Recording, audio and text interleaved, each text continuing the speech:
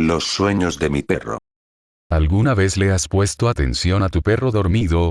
Observa cómo sus patitas corren por el suelo, moviéndose a media altura mientras emiten ladridos inocentes, casi gruñidos. ¿Te has preguntado alguna vez qué pasa por su mente dormida, con qué sueña? Quizás persiguen una ardilla o una pelota. Quizás simplemente disfrutan del tiempo con sus parejas, sus dueños, sus mejores amigos. O quizás ocurre algo completamente diferente, acechando más allá de nuestra comprensión. Algo tan terrible que preferiríamos vivir en la alegre sombra de la ignorancia. Ojalá pudiera decirte que todo esto son solo especulaciones, ideas locas conjuradas por una mente aburrida, pero la verdad es que he visto lo que hay dentro de la mente de un perro dormido, y me aterroriza más allá de lo que jamás imaginé. La idea de leer la mente es antigua, y aunque parezca sacada de una novela de ciencia ficción, poseemos dispositivos que pueden ofrecer una traducción básica de lo que ocurre en la mente de una persona en reposo. En realidad, en una versión simplificada de la neurología, todo lo que pensamos, soñamos y sentimos es producto de señales químicas y eléctricas que fluyen por nuestro cuerpo, produciendo un flujo de ideas y emociones que da lugar a prácticamente todo lo que somos. Con el equipo adecuado, no hay razón por la que no podamos traducir estos impulsos en texto, audio o incluso imágenes. En eso he estado trabajando durante la última década. Un dispositivo que no solo lea los impulsos eléctricos del cerebro, sino que también ofrezca una imagen básica de lo que está sucediendo. Puede que suene bastante aterrador por sí solo, pero no caigas en la desesperación. Esto no debe usarse como instrumento de tortura ni para extraer información de participantes renuentes. Esto siempre se planeó para ayudar a quienes ya no podían comunicarse con el mundo que los rodeaba. Personas con síndrome de enclaustramiento, incapaces de hablar, pero plenamente conscientes, horrorizadas por haber perdido la capacidad de interactuar con quienes las rodeaban. El dispositivo en el que trabajamos debía ayudarlos, brindarles una forma de comunicarse con sus amigos y familiares, para avisarnos que seguían ahí dentro. El proyecto se llamó Tejedor de Sueños y consistía en una redecilla con cientos de electrodos diminutos, capaces de leer las señales eléctricas del cerebro desde la superficie de la piel. Al igual que la encefalografía, leía las ondas cerebrales, pero a diferencia del eje estándar, también era capaz de traducirlas. Incluso desde los primeros prototipos, pudimos captar algunas formas y sonidos vagos de nuestro primer sujeto de prueba, que resultó ser yo. Tanto despierto como dormido, logramos reproducir mis pensamientos, mostrándolos en un monitor cercano y luego grabándolos. Por muy incómodo que parezca, el primer sueño resultó ser erótico. Mis 4 compañeros científicos lo presenciaron y rieron a carcajadas al verme obligado a confirmar que, en realidad, eran míos.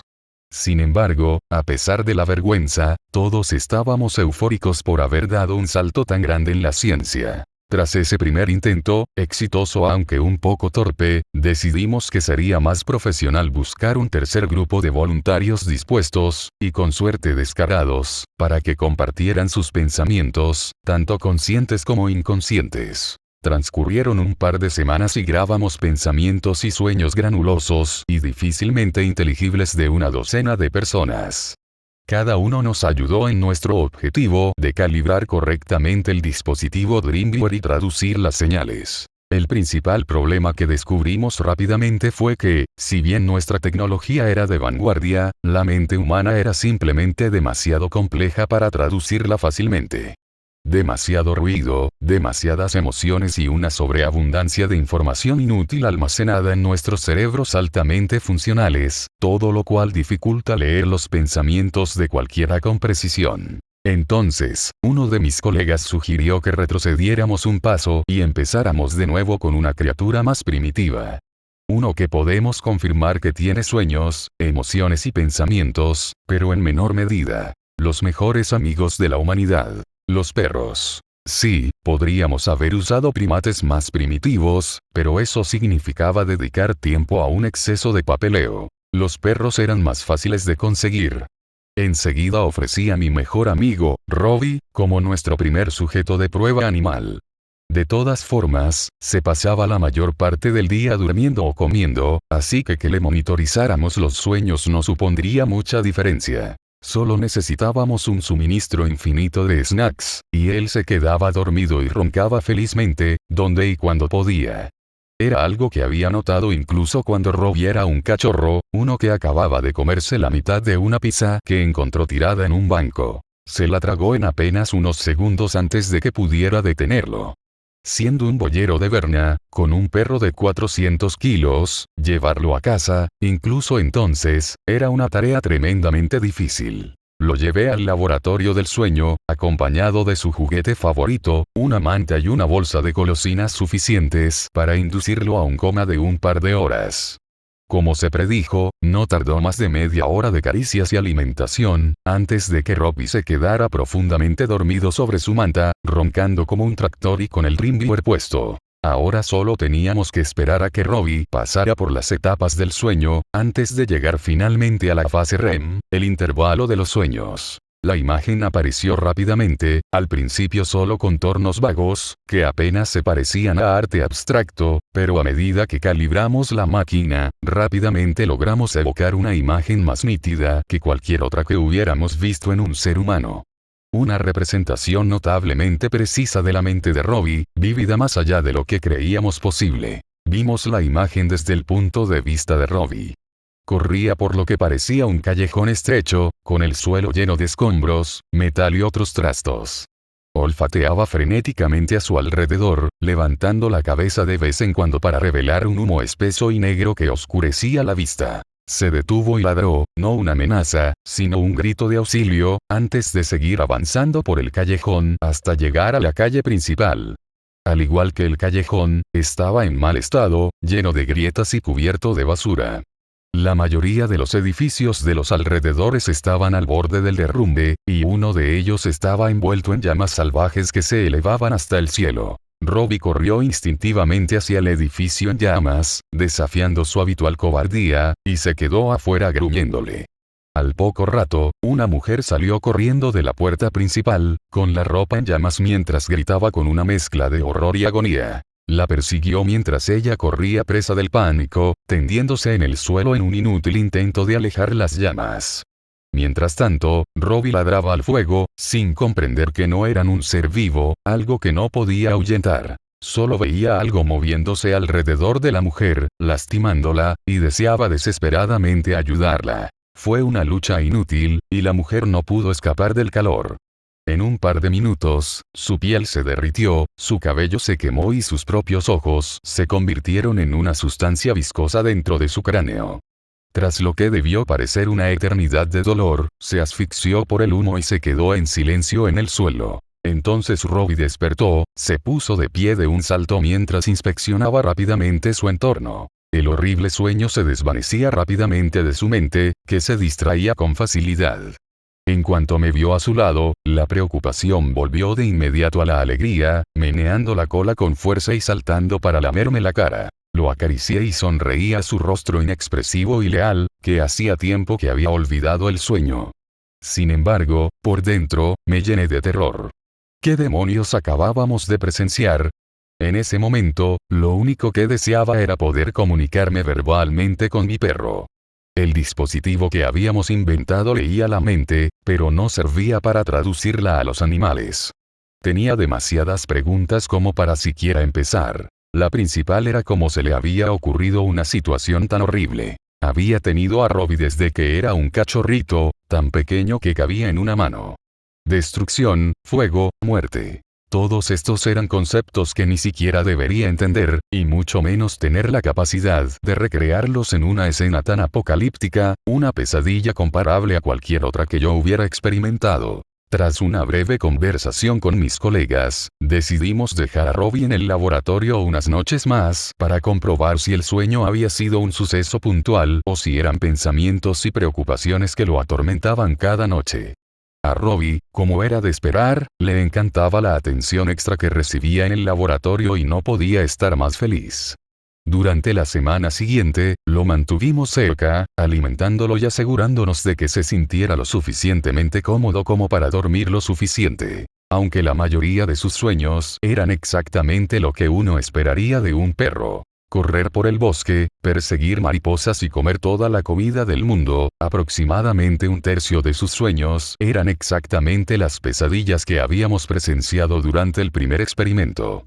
Un páramo postapocalíptico lleno de cadáveres de animales y humanos, pudriéndose en las calles ya destrozadas, rodeado de edificios derruidos y un cielo tan consumido por el humo que el sol no era más que un vago recuerdo. Pude reconocer algunos de los edificios que aún seguían en pie, monumentos de nuestra ciudad que Robbie ni siquiera había visto en toda su vida, pero allí estaban en sus sueños, tan nítidos como mis propios recuerdos. Vio nuestro antiguo cine local, nuestro edificio de apartamentos, el parque y el museo de historia. Recorrió las calles desoladas en busca de cualquier forma de vida consciente, pero solo encontró huesos de aquellos que habían muerto hacía mucho tiempo, escombros y árboles sin hojas que se cernían sobre las calles. Lo que sea que le haya sucedido al mundo, había causado una destrucción total e irreparable, y si la humanidad, aunque el anuncio aguantó, no estaban a la vista. No fue hasta la quinta grabación que Robbie finalmente se encontró con otra persona que se tambaleaba sin rumbo entre las ruinas. Se desplomó en la calle antes de siquiera ver a mi perro, y pronto se hizo evidente que él también estaba a las puertas de la muerte. Robbie se acercó y lamió la cara del extraño, gimiendo mientras intentaba despertarlo. Tenía la camisa rota y una herida parcialmente curada y gravemente infectada cubría la mayor parte de su abdomen hinchado. Abrió los ojos brevemente y sonrió débilmente a la amigable criatura, allí para despedirlo en su partida al otro lado de la vida. Una vez que exhaló su último aliento, Robbie se tumbó a su lado y lloró, solo en un mundo destrozado. Pasaron los días y seguimos monitoreando sus sueños. La historia que contaban estaba fragmentada y era difícil de reconstruir o de entender desde la perspectiva de un perro, pero siempre mostraba destrucción, y a Robbie vagando por un mundo solitario, buscando desesperadamente a alguien que probablemente nunca encontraría, a mí. Podría haber sido una terrible coincidencia que mi perro simplemente tuviera la imaginación más creativa de cualquier animal del planeta. Rogué que sus sueños fueran pura ficción, que no fuera una mirada a nuestro sombrío futuro, pero si el mundo que había soñado no era real, ¿cómo podía inventar lugares reales que nunca había visto? Una vez que nos horrorizó lo suficiente el inconsciente de Robbie, decidimos que lo mejor sería confirmar nuestros hallazgos monitoreando a otras mascotas. Un grupo de control de animales de varios lugares del país, todos los cuales habían vivido una vida larga y feliz con sus dueños, a salvo de todos los terrores del mundo. Esperamos pacientemente a que los dueños de perros y gatos se inscribieran en el experimento. Aunque la paga no era muy buena, estaban más que emocionados de echar un vistazo rápido a la mente de sus queridas mascotas. Al fin y al cabo, el proyecto no tenía nada de malo, y recibieron mucha atención y comida para compensar el nuevo entorno. Tras reunir a un par de docenas de voluntarios, nos pusimos manos a la obra, monitorizando sus mentes, tanto despiertas como dormidas, durante una semana cada una. Registramos sus sueños y se los mostramos a sus dueños después, para evitar que se expusieran a las mismas pesadillas que habíamos presenciado. Nuestro plan era simple. Si tenían sueños normales, les daríamos una copia en una memoria USB. Si no, le echaríamos la culpa a un mal funcionamiento del equipo y les pagaríamos su parte. No había problema.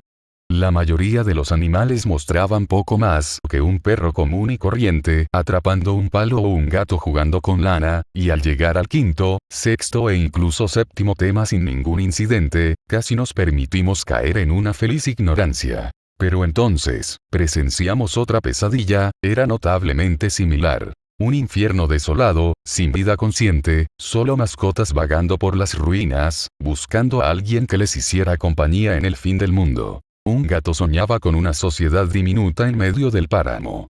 Solo una veintena de personas aferrándose a la vida en medio de la inmensa destrucción, todas con aspecto fatigado y demacrado. Otro perro veía océanos secos, ocupados solo por algún cadáver ocasional sumergido en los pocos charcos que quedaban.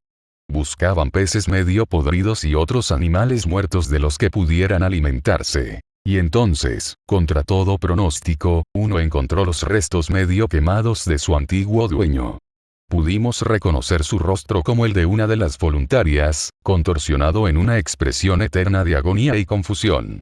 Lo que hubiera visto, o lo que viera en el futuro, seguiría siendo un misterio. Allí terminamos el experimento. Los animales afortunados que tuvieron sueños agradables fueron grabados y entregados a sus dueños. El resto fue descartado, guardado en un disco duro para mantenerlo oculto, mientras nos disculpábamos con los voluntarios con el pretexto de que nuestro equipo simplemente no había detectado nada. Digamos simplemente fallo de la máquina, una excusa popular en la comunidad científica cuando encuentran algo que no quieren que se sepa. Tras el terriblemente exitoso experimento, entregamos las grabaciones y el dispositivo a grupos científicos más adecuados. Independientemente de si habíamos descubierto algo sobre nuestro futuro cercano o no, necesitábamos personas con mejores recursos para lidiar con ello. Un grupo llamado Artifex intervino rápidamente y se llevó todo nuestro equipo, excepto el primer prototipo, que había traído a casa meses antes de la terrible experiencia para calibrarlo. Decidí revisar los sueños de Robbie una última vez antes de desechar el dispositivo, con la esperanza de encontrar otro agradable que pudiera guardar como recuerdo. Lejos de mis colegas y del estresante entorno de nuestro laboratorio, le di de comer y se durmió en mi regazo, con el TrimViewer puesto. Al igual que antes, se me presentó otro mundo postapocalíptico. Al aparecer el infierno, Robbie olfateó frenéticamente a través de varios, parcialmente derrumbados. Se coló por una grieta en la pared y entró en un edificio concurrido. Uno que desde entonces había estado abandonado, lleno de latas vacías de comida y botellas de agua. En la esquina, junto a la entrada, yacía un hombre atrapado bajo una losa de hormigón. Su parte inferior del cuerpo estaba completamente aplastada, pero no se había desangrado, pues la presión lo mantenía con vida y respirando. «Hola, chico», pronunció el hombre con voz débil, seguido de sonidos humanos ininteligibles que Robbie no pudo entender. Reconoció la voz y corrió inmediatamente hacia el hombre que moría lentamente. Conmocionado, me di cuenta de que el hombre destrozado era yo, al borde de la muerte. «Robbie, ¿cómo me encontraste?», pregunté mientras le ponía la mano en la cabeza. Se agarró a mi manga e intentó sacarme de debajo de los escombros, sin darse cuenta de que en cuestión de minutos estaría muerto. Gimió al oírme gemir de dolor, y a pesar de su incomprensión por la muerte, se dio cuenta de que sufría. Sin más opciones, simplemente se sentó a mi lado mientras la ciudad seguía ardiendo ante nosotros, haciéndome compañía durante mi última hora. Seguí acariciándolo hasta mi último aliento, pero él permaneció a mi lado incluso cuando me había convertido en poco más que un montón de carne flácida, desprovista de mente y alma. Entonces despertó presa del pánico, un pánico que se suavizó al encontrarse tumbado en mi regazo, de vuelta a la seguridad, dándose cuenta de que todo había sido solo un sueño de un futuro aún por venir. Cuando sea, y como sea, los perros solo viven un tiempo. Conocen nuestro futuro, pero no se dan cuenta. Simplemente permanecen en nuestras vidas, las criaturas más leales que existen, incluso cuando el mundo a su alrededor se derrumba, hacen todo lo posible por mantenernos a salvo, porque nos aman.